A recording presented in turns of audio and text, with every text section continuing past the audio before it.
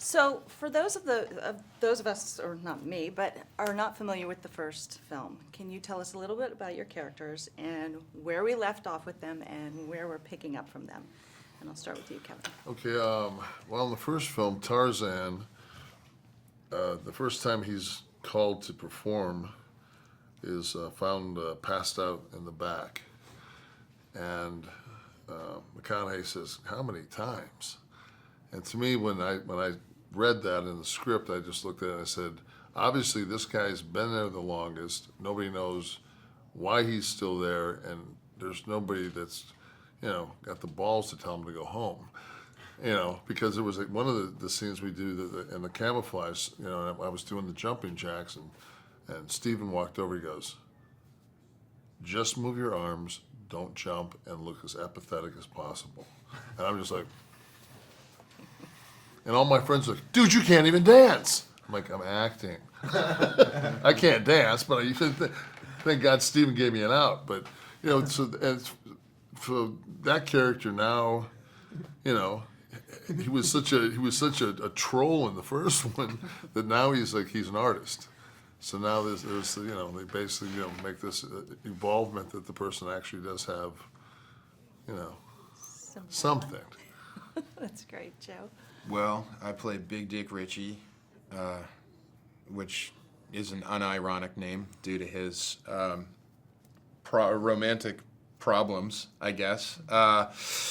So we catch up with him in the second film, where he's on a bit of a cold streak romantically, and he is in search of what is referred to as the glass slipper, or the one that fits. And he's also on a journey, I think, as a performer, where he's the prop guy. You give him a fireman's axe and a fireman's suit or a briefcase, and he's okay. But as far as dancing spontaneously, he just doesn't have that the way that Magic Mike does. And so, in a state of heightened consciousness, they're on drugs. Mike dares him to go into a mini mart and make this very angry seeming girl smile, which seems like this impossible task. And he is kind of saved by the deus ex machina of the Backstreet Boys that help him unlock his inner dancer and then lead him to actually spontaneously find some love, some romance, the one that fits.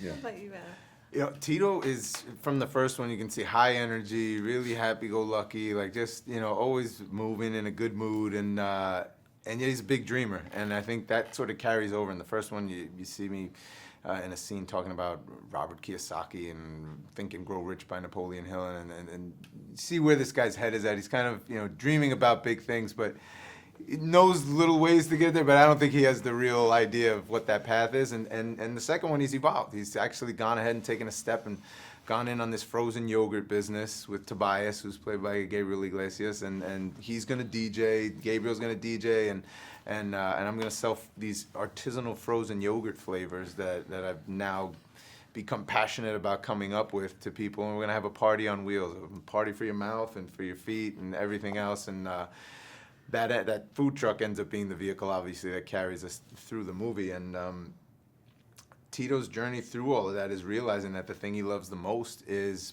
putting a smile on people's face, whether that's with some unexpected yogurt flavor that makes you go, "Wow, I never would have thought of that. That was great," or being on stage and and bringing that sweet energy and that fun to the dance routine.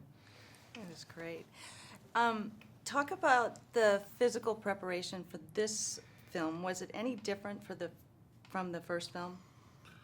Well, for me, personally, knowing the guys now, now going into the first one, I had no relationship with any of them, and then being in the first one and downing a protein drink on a 40-minute lunch break so we could all run over to the Powerhouse Gym and get a workout together.